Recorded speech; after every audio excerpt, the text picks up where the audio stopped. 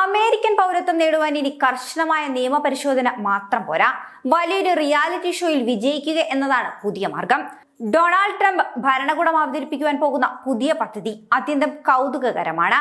പൗരത്വം ലഭിക്കുവാനായി മത്സരിക്കേണ്ടത് ഒരു thriller reality ഷോയിലൂടെയാണ്. The American എന്ന പേരിൽ ഉടൻ വരാനിരിക്കുന്ന ഈ ഷോ ലോകവ്യാപകമായി ശ്രദ്ധ പിടിച്ചുപറ്റിയിട്ടുണ്ട്. ഈ ടെലിവിഷൻ റിയാലിറ്റി ഷോയുടെ ഹൈലൈറ്റ് എന്തെന്നാൽ ഹോസ്റ്റ് ചെയ്യുന്നത് അമേരിക്കയുടെ ആഭ്യന്തര സുരക്ഷാ വകുപ്പായിരിക്കും. അത്യധികം ത്രില്ലിംഗ് ആയിട്ടുള്ള പലവിധ റൗണ്ടുകളിലൂടെയാകും ഓരോ മത്സരാർത്ഥിയും മത്സരത്തിൽ കടന്നു പോവുക.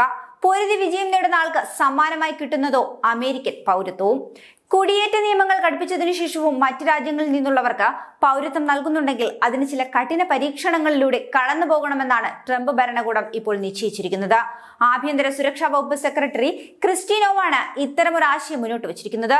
കുടിയേറിയെത്തുന്നവരുടെ മനോഭാവത്തിലും സ്വഭാവത്തിലും കഴിവിലുമെല്ലാം എത്രത്തോളം അമേരിക്കത്വം ഉണ്ടെന്നാണ് ഈ ഒരു റിയാലിറ്റി ഷോ അളക്കുന്നത്. കനേഡിയൻ എഴുത്തുകാരനും പ്രൊഡ്യൂസറുമായ റോബോ വോർസോഫ് ഈ ഒരു ഷോയിൽ എന്തെല്ലാം ഉൾപ്പെടുത്തണമെന്ന് ആസൂത്രണം ചെയ്ത് 36 പേജുകളുള്ള വിശദമായ ഒരു റിപ്പോർട്ട് സമർപ്പിച്ചു കഴിഞ്ഞിരിക്കുകയാണ്.